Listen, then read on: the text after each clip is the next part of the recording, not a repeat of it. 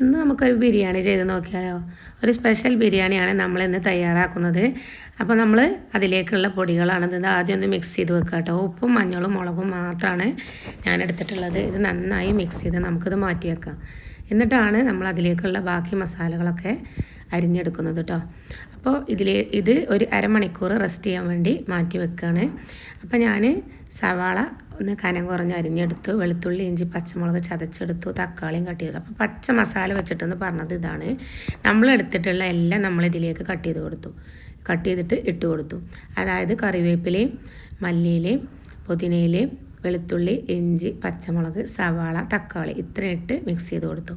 ഇനി നമ്മൾ ഇതിലേക്ക് ഇട്ട് കൊടുക്കുന്നത് കുരുമുളകിൻ്റെ പൊടി, ചിക്കൻ മസാലേൻ്റെ പൊടി, മല്ലിപ്പൊടി, പിന്നെ വാങ്ങിയിട്ടുള്ള ഗരം മസാലയും വീട്ടിൽ പൊടിച്ചിട്ടുള്ള മസാലയും രണ്ടും സെപ്പറേറ്റ് ആയിട്ട് എടുത്തിട്ട് എല്ലാം കൂടി ഇട്ട് നന്നായിട്ട് ഒന്നുകൂടി മിക്സ് ചെയ്ത് വെക്കുക കേട്ടോ. പിന്നെ നമ്മളിതിലേക്ക് തൈരും ചെറുനാരങ്ങയുടെ ജ്യൂസും ഉപ്പും എല്ലാം കറക്റ്റ് ചെയ്തതിന് ശേഷമാണ് നമ്മൾ അതും ഒന്നുകൂടി റെസ്റ്റ് ചെയ്യാൻ വെക്കുന്നത് കേട്ടോ. എന്നിട്ടാണ് നമ്മൾ നെയ്ച്ചോറ് വറ്റിച്ചെടുക്കുന്നത്.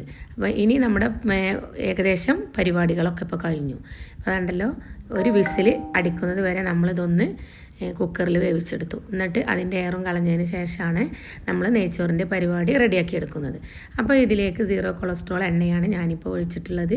അതിലേക്ക് 1 ടേബിൾ സ്പൂൺ നെയ്യും കൂടി, അതായത് ഇത് ഡയറ്റ് ചെയ്യുന്നവർക്ക് കൂടി കഴിക്കാൻ പറ്റുന്ന ഒരു ബിരിയാണിയാണ്. കാരണം നമ്മൾ ആ മസാലയിൽ ഒരു തുള്ളി എണ്ണ പോലും ചേർത്തിട്ടില്ല. അപ്പോൾ നമ്മൾ നെയ്ച്ചോറ് വറ്റിച്ചെടുക്കാൻ വേണ്ടി സവാള ഇട്ട് കൊടുത്തു. അപ്പോൾ ഡെക്കറേഷൻസ് ഒന്നും ഇവിടെ കുട്ടികൾക്കൊന്നും ഇഷ്ടമല്ല, അതുകൊണ്ട് നട്ട്സും കിസ്മിസും ഒന്നും ചേർത്തിട്ടില്ല. അപ്പോൾ അരി കഴുകി ഊറ്റിയെടുത്തതിന് ശേഷം നമ്മൾ ആ ഒരു നെയ്യിലേക്കാണ് സവാളയുടെ മുകളിലേക്കാണ് ഇട്ട് കൊടുത്തത്. എന്നിട്ട് അതിലേക്കുള്ള മരുന്നും കൂടെ ഇട്ട് കൊടുത്തു, അതായത് ബിരിയാണി മരുന്ന്. ഇനി നമ്മളിത് നന്നായിട്ടൊന്ന് വറുത്തെടുത്തതിന് ശേഷം വെള്ളം അളന്നിട്ട് ഒഴിച്ചു കൊടുക്കുകയാണ് കേട്ടോ.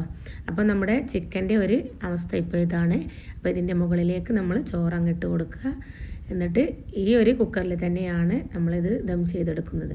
അപ്പോൾ വിസിൽ വരുന്നതിൻ്റെ തൊട്ട് മുമ്പായിട്ട് നമ്മളിത് തീ ഓഫ് ചെയ്യും കേട്ടോ. അപ്പോൾ ഇതാണ് നമ്മുടെ ചിക്കൻ്റെ ഫൈനൽ ലുക്ക്. നല്ല അടിപൊളി ബിരിയാണിയാണ്. അപ്പം മസാല വെന്തിട്ടില്ല, അങ്ങനത്തെ ഒരു പ്രോബ്ലംസും ഇല്ല. ഇതുപോലെ നിങ്ങളെല്ലാവരും ഒന്ന് റെഡിയാക്കി നോക്കുക. ഇത് സ്പെഷ്യലാണെന്ന് തന്നെ ഞാൻ വിചാരിക്കുന്നു. നിങ്ങളിതുപോലെ ചെയ്യാറുണ്ടെങ്കിൽ നിങ്ങളൊന്ന് കമൻറ്റ് ചെയ്യുക. അപ്പോൾ നന്നായിട്ട് സോഫ്റ്റായിട്ട് വെന്ത് കിട്ടിയിട്ടുണ്ട് നമ്മുടെ ചിക്കനൊക്കെ. അപ്പോൾ ഇന്നൊരു അടിപൊളി ഡേ തന്നെ ആയിരുന്നു. അപ്പോൾ ബിരിയാണിയൊക്കെ കിട്ടുന്ന ദിവസം നമുക്ക് എന്നും സ്പെഷ്യലാണല്ലേ. ഇടയ്ക്കിടയ്ക്ക് നമ്മൾ ഉണ്ടാക്കാറുണ്ടെങ്കിലും നമുക്ക് സ്പെഷ്യലാണ്. അപ്പോൾ അടുത്തൊരു കിടിലൻ വീഡിയോയുമായി കാണുന്നത് വരെ താങ്ക് യു.